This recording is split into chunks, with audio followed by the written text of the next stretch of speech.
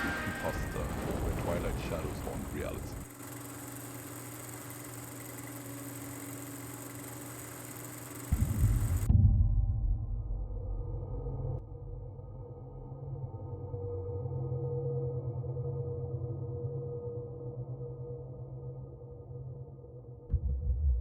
The new girl. I had just started my freshman year at Ridgemont High School in Ohio. My family had moved there over the summer from a small town in Iowa. Being the new kid was tough, especially starting high school. I didn't know anyone and felt totally alone those first few weeks. I tried my best to make friends, striking up conversations with people in my classes and smiling at those I passed in the halls. But it's not easy being the newcomer. Most kids had their established friend groups already. There was one girl named Lucy who was in a few of my classes.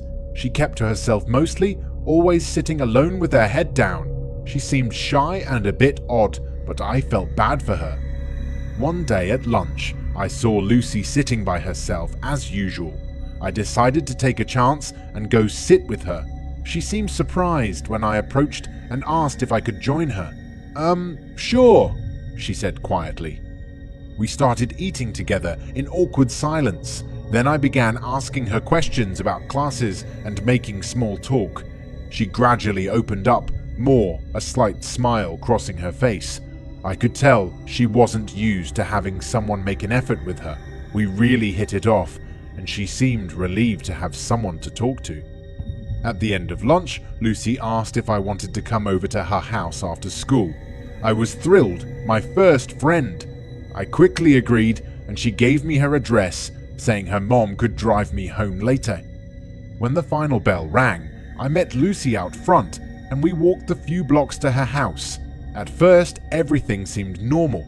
It was a bit old and rundown, but nothing too unusual. The further we went inside, though, the more uneasy I felt. There was a strange, musty smell, and it was eerily quiet. Lucy led me through a dark hallway downstairs to her bedroom in the basement. As we entered her room, I looked around in shock. The walls were covered in odd symbols and scribbled writing. Occult-looking candles and skulls lined the shelves. Heavy metal band posters hung above a bed with black sheets. Before I could fully process it all, Lucy quickly shut the door behind us, and I heard the click of a lock. My heart dropped. "What's going on?" I asked shakily, fear creeping up my spine. Lucy just smiled at me, but it wasn't friendly at all. It was menacing and almost inhuman. "Don't worry, we're going to have so much fun together," she said in a voice that didn't sound like her own. I stood paralyzed as she approached me. Her eyes turned solid black, and she grabbed my arm, dragging me further into the room's shadows. I cried out in panic, having no idea what kind of evil I had just walked into. The next few hours were a blur of unspeakable torment. Though it felt like an eternity, I somehow managed to escape when Lucy was briefly distracted. I found a small basement window I was just small enough to fit through. I ran all the way home in shock, covered in dirt and bruises. I locked myself in my room, trying to comprehend what had happened. As much as I wanted to pretend it was a nightmare, the pain in my body was real. I never told anyone at school about that day. I was too scared and ashamed. Lucy tried to get close to me again in the halls, but I avoided her. To this day, I still wonder what really happened in that basement and what she actually was. But I know I'm lucky to have made it out alive.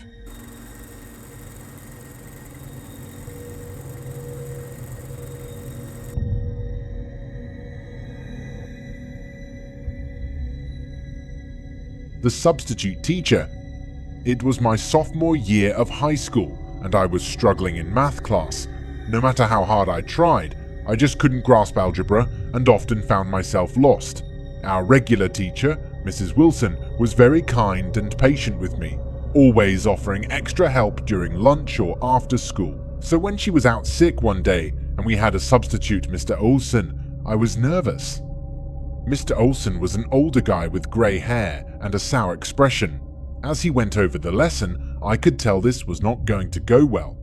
His teaching style was abrupt and impatient. Anytime a student asked for clarification, he would snap, "Just do the work as instructed." I kept my head down and tried my best to follow along, but within minutes I was totally confused. The bell rang, signaling the end of class. As all the other students eagerly packed up, I slowly gathered my things, dreading having to walk away without understanding the assignment. Just a moment, Mr. Olson called out as I headed for the door. He gestured for me to come to his desk. My heart sank. Reluctantly, I walked over as the last few kids filtered out, glancing back at me sympathetically. "Since you clearly were struggling today, I'd like you to stay for a few minutes and clean the board," he stated. I sighed but figured I'd just get it over with quickly and leave. After half-heartedly erasing the markers, I started to gather my things again. "Have a seat," Mr. Olson said firmly, pointing at my empty desk. Confused and frustrated, I sat down and asked what this was about. He calmly got up, walked to the door, and turned the lock. The click echoed loudly in the empty room. My pulse quickened. "We wouldn't want any interruptions," he said with a sinister smile. "Now, where were we?" He began slowly walking toward my desk as I froze in fear. "You're not going to make this difficult for me, are you?" His tone was menacing. I jumped up and backed away, stuttering that I had to leave. He glared and continued stalking toward me, backing me into a corner. Panicked, I looked around for an escape. When my eyes met his, I saw something evil and hungry in his gaze. That's when I knew I was in real danger. Thinking fast, I grabbed a heavy textbook off the desk behind me and swung with all my might. It connected sharply with his head and he crumpled to the ground, knocked out cold. Hands shaking, I dropped the book and scrambled to pick up his keys from his pocket, unlocking the door. I sprinted down the empty hallway and straight to the main office, breathlessly yelling for help. Within minutes, police officers rushed in and carried an unconscious Mr. Olson out in handcuffs. I later found out he had a record of misconduct with female students. Just thinking about what he could have done to me alone in that room still makes me shudder years later, but I'm forever grateful I thought quickly enough to save myself. As news of the incident spread throughout the school, students and faculty were shocked. Mrs. Wilson, upon learning what had happened, expressed her gratitude for my bravery and quick thinking. She returned to school shortly after, and her presence brought a sense of safety and normalcy back to the classroom. The incident with Mr. Olson served as a wake-up call for the school administration. They implemented stricter background checks and screening processes for substitute teachers, ensuring that students would be protected from potential threats in the future. It sparked discussions about the importance of student safety and the need for better protocols to handle emergencies and suspicious behavior. In the aftermath of the incident, I received an outpouring of support from my classmates and teachers. Many students who had previously struggled with Mr. Olson's teaching style shared their own experiences, and it became clear that my encounter was not an isolated incident. The school organized counseling sessions for affected students, providing a safe space for them to process their emotions and seek support. Reflecting on the events, I realized the importance of trusting my instincts and speaking up when something feels wrong. It was a valuable lesson in self-advocacy and standing up against injustice. The incident also highlighted the power of a supportive community and the impact it can have on healing and recovery. Years later, I still carry the memory of that terrifying day with me.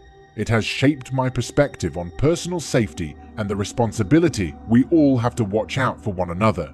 I have become an advocate for empowering students to speak up and report any suspicious behavior, ensuring that no one else falls victim to the same dangers that I faced.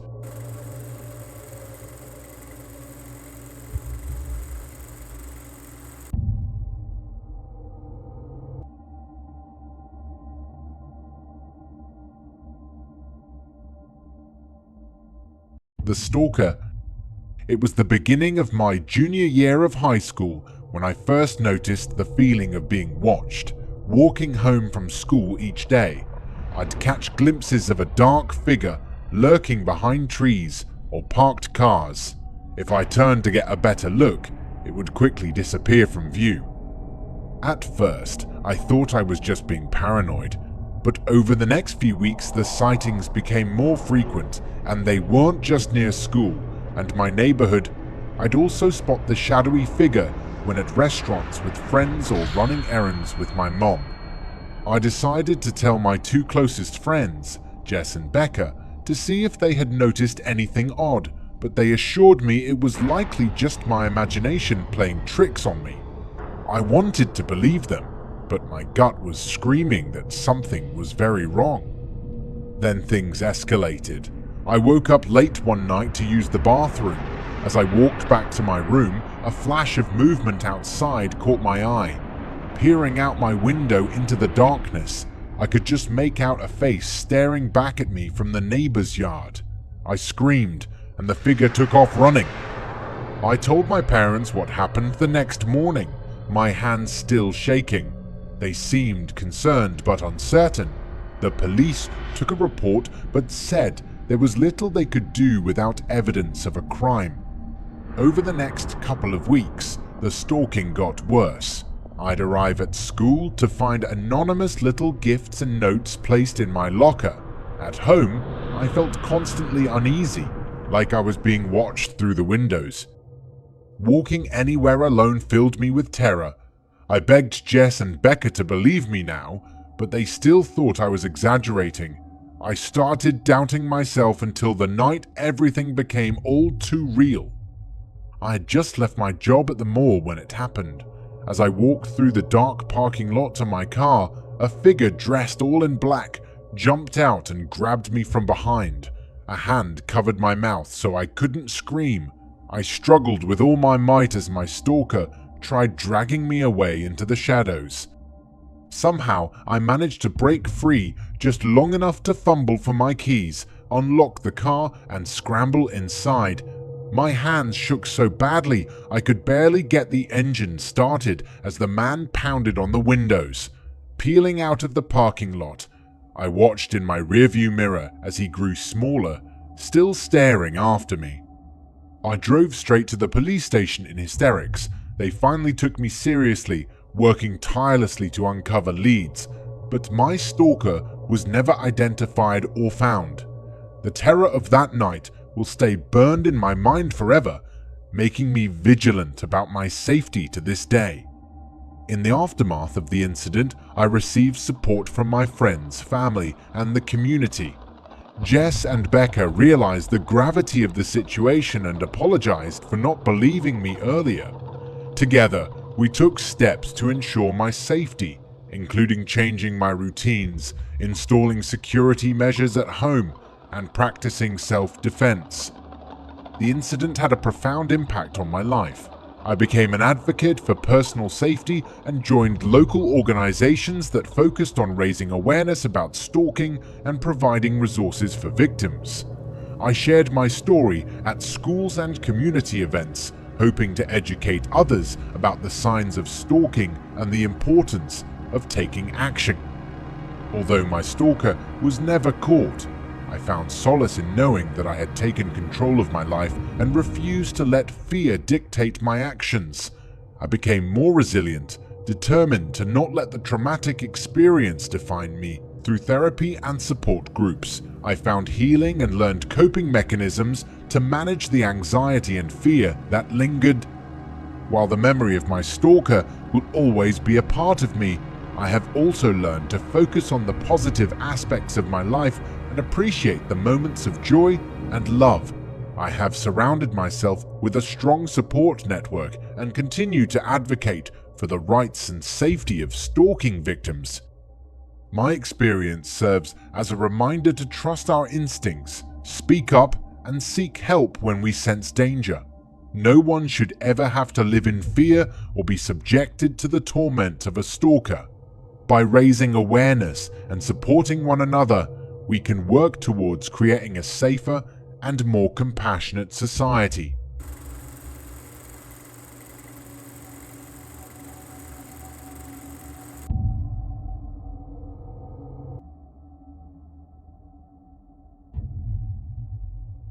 The lockdown. It was a chilly afternoon in late October 2020 as I walked through the front doors of Springfield High School.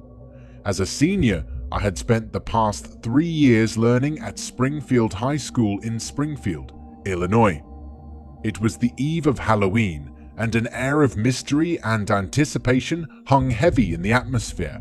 The moon cast an ethereal glow upon the campus, illuminating the grand architecture and sprawling grounds. Most students had left for the day, eager to partake in festive celebrations, but a small group of friends decided to stay behind and explore the hidden stories of Springfield High. Among them were Amanda, an intrepid young woman with an insatiable curiosity for the unknown, and her friends Sarah, Mike, and David. Tales of paranormal encounters and unexplained phenomena had reached their ears over the years, fueling their desire to uncover the truth behind the legends that shrouded Springfield High. As they ventured through the dimly lit hallways, a chill autumn wind seemed to whisper secrets in their ears, sending shivers down their spines. Floorboards creaked eerily beneath their footsteps, adding a soundtrack to their exploration. The friends exchanged nervous glances, but their collective intrigue emboldened them to press forward into the unknown.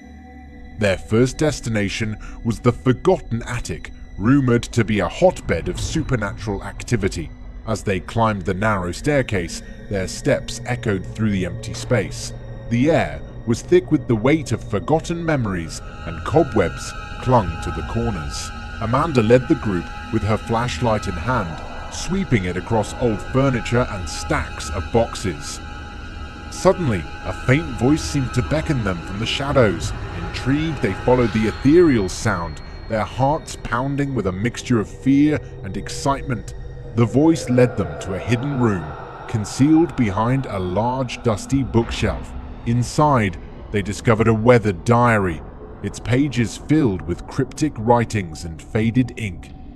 As Sarah gingerly opened the diary, a gust of wind surged through the room, extinguishing their flashlights. Panic gripped their hearts as darkness enveloped them. In the pitch black, whispers filled the air, growing louder and more ominous by the second. Amanda fumbled to relight the flashlights while her friends huddled close. The dim beams revealed shifting shadows along the walls. Frantically, they groped their way back downstairs to the main hallway. Just as relief washed over them, the heavy doors slammed shut with an echoing boom, sealing their fate within Springfield High. The temperature plummeted, and their breath materialized in front of them in icy plumes, a visible testament to their fear. They soon realized they were not alone. Shadows danced menacingly along the walls, barely visible in the moonlight streaming through the windows. Malevolent laughter reverberated through the empty corridors. Huddled together, the friends trembled uncontrollably, their minds consumed by thoughts of survival. Determined to confront the malevolent force that held them captive, Amanda summoned her inner strength. She recalled a long-forgotten tale of a student named Emily who had suffered a tragic fate at Springfield High decades ago. Legend had it that Emily was a brilliant student who was bullied mercilessly by her jealous peers. After a horrible prank went awry, Emily met her end in the sprawling attic. Her restless spirit was said to still linger, seeking vengeance on those who wronged her. With a trembling voice, Amanda pleaded with Emily's spirit, promising to reveal the truth and bring justice for what happened all those years ago. She vowed to help Emily find peace and resolution at long last. A heavy silence fell over the school. After an agonizing moment, a faint whisper filled the air, acknowledging Amanda's offer. Suddenly, the heavy doors creaked open and a cool breeze swept through the hallway, carrying the leaves inside. The friends raced towards the now opened exit, their lungs filling with the crisp night air. As they stood gasping outside, they turned to see an incredible sight. Springfield High crumbled before their eyes, clouds of dust rising as the walls collapsed in on themselves. In the years that passed, the friends fondly reminisced about their haunting encounter. They came to realize the school had been irrevocably cursed from the hatred and cruelty Emily suffered within its walls. By releasing her spirit, they had broken the curse at last. Amanda worked tirelessly to fully uncover the mystery of what happened to Emily and restore her reputation. They shared their spine-chilling tale with wide-eyed listeners, cautioning them to approach the supernatural realm with care and compassion. Though Springfield High ceased to exist physically, its story lived on through whispered legends, now tempered with sympathy for Emily's untimely demise. The school stood as a testament to the enduring power of the paranormal realm to influence our own